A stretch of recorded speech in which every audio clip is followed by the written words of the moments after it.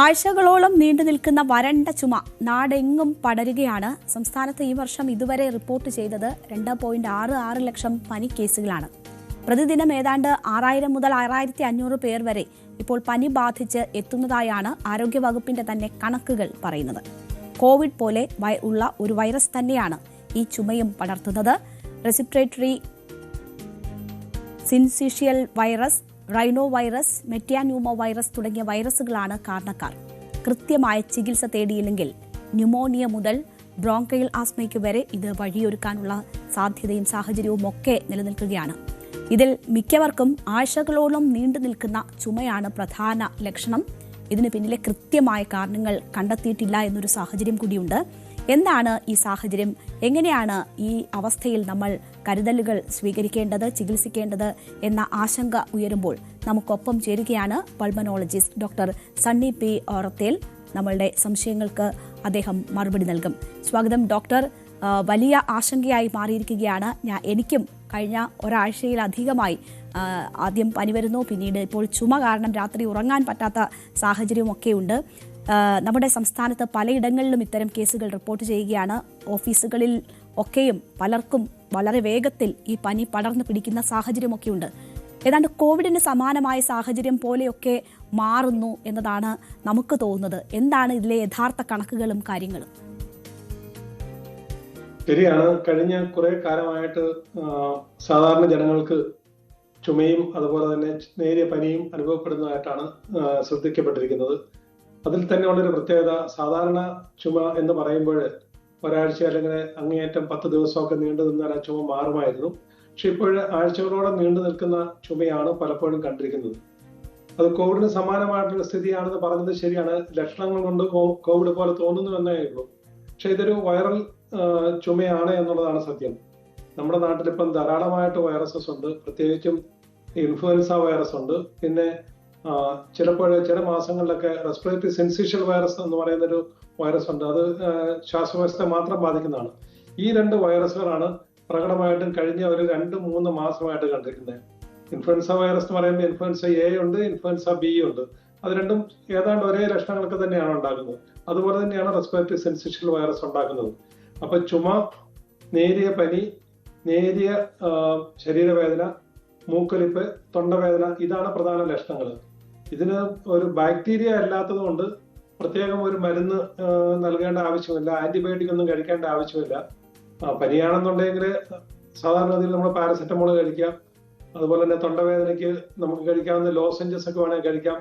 പിന്നെ ചെറു ചൂടില് ഉപ്പുവെള്ളം തൊണ്ടയിൽ കൊള്ളുക, ഇതൊക്കെയാണ് നമ്മൾ പ്രായോഗികമായിട്ട് ചെയ്യുന്നത്. വൈറസ് ഇൻഫെക്ഷൻ ആകുമ്പോഴേക്കും ആ വൈറസ് ഇൻഫെക്ഷൻ അത് സ്വമേധയാ അല്ലെങ്കിൽ തനിയെ തന്നെ പോവുകയുള്ളൂ. ആന്റിവൈറൽ ഏജന്റ് ഉണ്ടെങ്കിൽ കൂടിയും അത് പനിക്ക് ഗുണകരമായിരിക്കാം. പക്ഷേ ഈ ചുമയ്ക്ക് ആന്റിവൈറൽ ഏജന്റ് കൊണ്ട് വലിയ ഒരു ഗുണം കിട്ടുമെന്നും തോന്നുന്നില്ല. പിന്നെ കഫ് സിറപ്പ് കഴിക്കാവുന്നതാണ്. കഫ് സപ്രസന്റ്, അതായത് ചുമയാണ്, വരണ്ട ചുമയാണെങ്കിൽ കഫ് സപ്രസന്റും, അതല്ല കഫത്തോടു കൂടിയ ചുമയാണെങ്കിൽ കഫ് എക്സ്പെക്ടന്റും കഴിക്കാവുന്നതാണ്. അപ്പോൾ രോഗലക്ഷണത്തിന് അനുസരിച്ചിട്ട് നമ്മൾ ചികിത്സിക്കുക എന്നുള്ളതല്ലാതെ മറ്റ് ചികിത്സാ മാർഗങ്ങളൊന്നും ഇവിടെ പ്രായോഗികമല്ല. ഡോക്ടർ, അപ്പോൾ ഈ ആന്റിവൈറൽ ചികിത്സയുടെ ആവശ്യമില്ല എന്നാണ് ഡോക്ടർ പറയുന്നത്? പനിയുണ്ട്, ശരീരവേദനയൊക്കെ ഉണ്ടെങ്കിൽ നമുക്ക് അതിന് വേണമെന്നുണ്ടെങ്കിൽ ആന്റിവൈറൽ എടുക്കാം. പക്ഷെ ചുമയ്ക്ക് വലിയ ഒരു മെച്ചമുണ്ടാകാൻ പോകുന്ന ആന്റിവൈറൽ കഴിക്കുന്നതുകൊണ്ട് പ്രത്യേകിച്ച് യാതൊരു ദൂഷ്യവുമില്ല. 5 മുതൽ 7 ദിവസം അല്ലെ 10 ദിവസം വരെ ആന്റിവൈറൽ ഡ്രഗ്സ് ഒക്കെ എടുക്കാവുന്നതാണ്. ഇതിൽ ഒരു സംശയമുള്ളത്, ഈ കോവിഡിന് ശേഷമുള്ള സാഹചര്യങ്ങളെ കൂടുതൽ കരുതിയിരിക്കണമെന്ന് ആരോഗ്യ പ്രവർത്തകർ തന്നെ നമുക്ക് നൽകിയിട്ടുള്ള നിർദ്ദേശങ്ങളുണ്ടല്ലോ.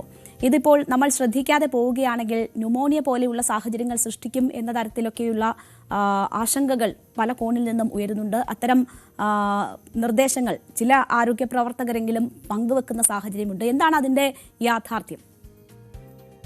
സാധാരണഗതിയിലെ വൈറൽ ഇൻഫെക്ഷൻ വന്നു കഴിഞ്ഞാൽ അത് ന്യൂമോണിയ ഒന്നും ബാധിക്കണമെന്നില്ല. പക്ഷെ വൈറൽ ന്യൂമോണിയ ഉണ്ട്, അത് ശരിയാണ്. വൈറൽ ന്യൂമോണിയ ഉണ്ടാകാം, വൈറൽ ബ്രോങ്കൈറ്റിസ് ഉണ്ടാകാം. അതുമായി ബന്ധപ്പെട്ട് ശ്വാസമുട്ടലും ശ്വാസതടസ്സവും ഒക്കെ വേണമെങ്കിൽ ഉണ്ടാകാം. പക്ഷെ ഇത് കാണുന്നത് കൂടുതലും ഈ രോഗപ്രതിരോധ ശക്തി കുറഞ്ഞിട്ടുള്ള അല്ലെങ്കിൽ രോഗപ്രതിരോധ ശേഷി കുറഞ്ഞിരിക്കുന്ന വ്യക്തികളിലാണ് കാണുന്നത്. മുതിർന്ന വ്യക്തികളിലാണെന്നുണ്ടെങ്കിൽ ഇങ്ങനെയുള്ള വൈറൽ പനികൾ അല്ലെങ്കിൽ ഇതുപോലെ വൈറൽ ചുമയൊക്കെ ന്യൂമോണിയ ആയിട്ടൊക്കെ മാറാൻ സാധ്യതയുണ്ട്. അതുപോലെ തന്നെ മറ്റൊരു കാര്യം, ക്യാൻസർ രോഗികൾ, കിഡ്നിയുടെ അസുഖമുള്ള രോഗികള്, ഷുഗർ രോഗമുള്ളവരെ, അതുപോലെ ക്രോണിക് ലിവർ ഡിസീസ്, ഇങ്ങനെയുള്ള രോഗപ്രതിരോധ ശേഷി കുറഞ്ഞിരിക്കുന്ന രോഗാവസ്ഥയുള്ളവർ അല്ലെങ്കിൽ രോഗമുള്ളവർക്ക് തീർച്ചയായിട്ടും ഇതുപോലെയുള്ള രോഗങ്ങൾ വരുമ്പോഴേക്കും അത് സെക്കൻഡറി ബാക്ടീരിയൽ ഇൻഫെക്ഷൻ എന്നാണ് പറയുന്നത്. അപ്പൊ അങ്ങനെയുള്ള ആ ഒരു അവസ്ഥയിലേക്ക് പോകാൻ സാധ്യതയുണ്ട്. ആ ഒരു അവസ്ഥയിൽ നമ്മൾ കൂടുതൽ ശ്രദ്ധിക്കേണ്ടതായിട്ടാണ് ഇരിക്കുന്നത്. അവിടെ ശ്രദ്ധിക്കേണ്ടതെന്ന് പറഞ്ഞു കഴിഞ്ഞാൽ മിക്കപ്പോഴും കടുത്ത പനി ഉണ്ടാകും. അതുപോലെ തന്നെ ചുമച്ച് തുപ്പുമ്പോൾ മഞ്ഞക്കഫം അല്ലെങ്കിൽ ചിലപ്പോൾ രക്തം കലർന്ന കഫം ഉണ്ടാകാം. അതുപോലെ ശ്വാസം മുട്ടലുണ്ടാകാം, നെഞ്ചുവേദന ഉണ്ടാകാം. ഇതൊക്കെ സെക്കൻഡറി ബാക്ടീരിയൽ ഇൻഫെക്ഷന്റെ ഒരു ലക്ഷണമാണ്. ഈ ഒരു അവസ്ഥയിൽ നമ്മൾ തീർച്ചയായിട്ടും ഡോക്ടറെ കണ്ട് അതിന് രോഗപ്രതിരോധമായിട്ട് അല്ലെങ്കിൽ ഒരു ചികിത്സാവിധിയായിട്ട് ആന്റിബയോട്ടിക്സുകൾ എടുക്കേണ്ടി വരും. കോവിഡിന്റെ ടൈമിൽ ഈ രോഗം പടർന്നു പിടിക്കുന്നത് ഒഴിവാക്കാൻ നമ്മൾ ചില മുൻകരുതലുകൾ സ്വീകരിച്ചിരുന്നു. മാസ്ക് ഉപയോഗിക്കുന്നത് ഉൾപ്പെടെയുള്ള മുൻകരുതലുകളൊക്കെയാണ് സ്വീകരിച്ചിരുന്നത്. ഇപ്പോൾ പനി എന്ന നിലയിലല്ല, ചുമയാണ് ഏറ്റവും അധികം ബുദ്ധിമുട്ട് സൃഷ്ടിക്കുന്ന ഘടകം. അതും രാത്രി സമയങ്ങളിൽ നീണ്ടു നിൽക്കുന്ന ചുമ ഇടവിട്ടുണ്ടാകുന്നു. നമ്മൾ സാധാരണയായി കഴിക്കുന്ന കഫ് സിറപ്പുകൾ ഒന്നും ഏശാതെ വരുന്ന ഒരു സാഹചര്യം ഉണ്ടാകുന്നു. അത് എന്തുകൊണ്ടാണ് അത്തരമൊരു കഠിനമായ ചുമയിലേക്ക് കാര്യങ്ങൾ നീങ്ങുന്നത്?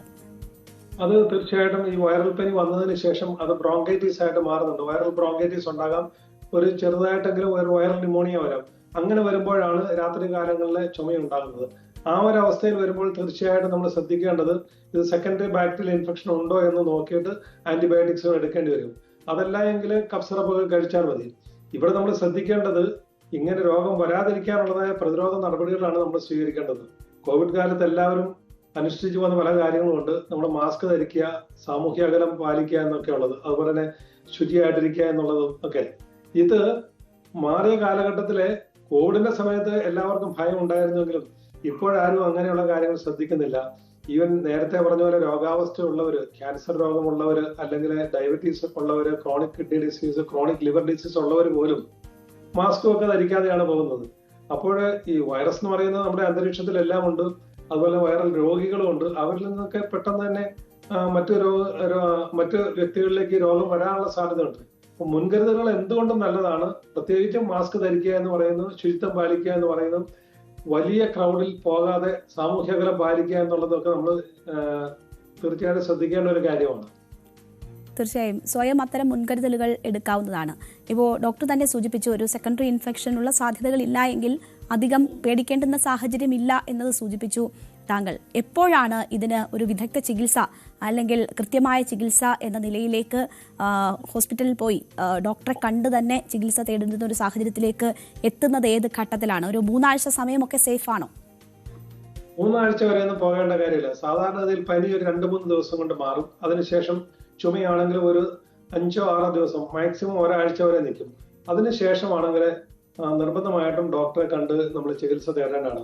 പ്രത്യേകിച്ചും ഞാൻ നേരത്തെ പറഞ്ഞ പോലെ ശക്തിയായിട്ടുള്ള പനി ഉണ്ടാകും. ആദ്യം ഒരു പനി വന്നു, അത് വൈറൽ പനി ആയിരിക്കാം. അതിനുശേഷം ശക്തിയായിട്ടുള്ള പനി വരിക, ശക്തിയായ ദേഹം വേദന വരിക, ചുമച്ചു തുപ്പുമ്പോഴേക്കും മഞ്ഞക്കഫം വരിക, ചുമച്ചു തുപ്പുമ്പോൾ രക്തം ഉണ്ടാവുക, രക്തം കലർന്ന കഫം വരിക, അതുപോലെ നെഞ്ചുവേദന അനുഭവപ്പെടുക, ശ്വാസം മുട്ടൽ അനുഭവപ്പെടുക. ഇങ്ങനെയുള്ള രോഗലക്ഷണങ്ങൾ എവിടെയെങ്കിലും തുടങ്ങിയാൽ അത് നിർബന്ധമായിട്ടും ഡോക്ടറെ പോയി കണ്ട് ആന്റിബയോട്ടിക്സ് എടുക്കേണ്ടതാണ്. ആന്റിബയോട്ടിക്കുകളൊക്കെ ഏത് ആന്റിബയോട്ടിക് വേണം എന്നുള്ളതൊക്കെ ഡോക്ടർ നിശ്ചയിക്കുന്നത് ഒരുപക്ഷെ എക്സ്റേ എടുത്ത് നോക്കിയിട്ടും രക്തം പരിശോധിച്ചതിന് ശേഷമൊക്കെ ആയിരിക്കും. ആ ചികിത്സയൊക്കെ ഡോക്ടർക്കും ആശുപത്രി അധികൃതർക്കും വിട്ടുകൊടുക്കേണ്ടതാണ്. ശരി, വളരെ നന്ദി ഡോക്ടർ ഈ അവസരത്തിൽ ഞങ്ങളോട് സഹകരിച്ചതിന്. എന്തായാലും വലിയ അപകടകാരിയല്ല ഈ വൈറസ് എന്ന് പറയുന്നു. അപ്പോൾ പോലും ശ്രദ്ധ വേണം, മുൻകരുതൽ വേണം. പടർന്ന് പിടിക്കാതിരിക്കാനുള്ള നമ്മൾ എന്താണ് കോവിഡ് കാലത്തൊക്കെ സ്വീകരിച്ചിരുന്ന ജാഗ്രതാ മാർഗങ്ങൾ അത് പിന്തുടരാവുന്നതാണ് എന്നതാണ് സൂചിപ്പിക്കുന്നത്. വളരെ നന്ദി ഞങ്ങളോട് ചേർന്നതിനും ഈ കാര്യങ്ങൾ വിശദീകരിച്ചതിനും. കൂടുതൽ വാർത്തകൾക്ക് News 18 Keralam YouTube channel subscribe ചെയ്യുക.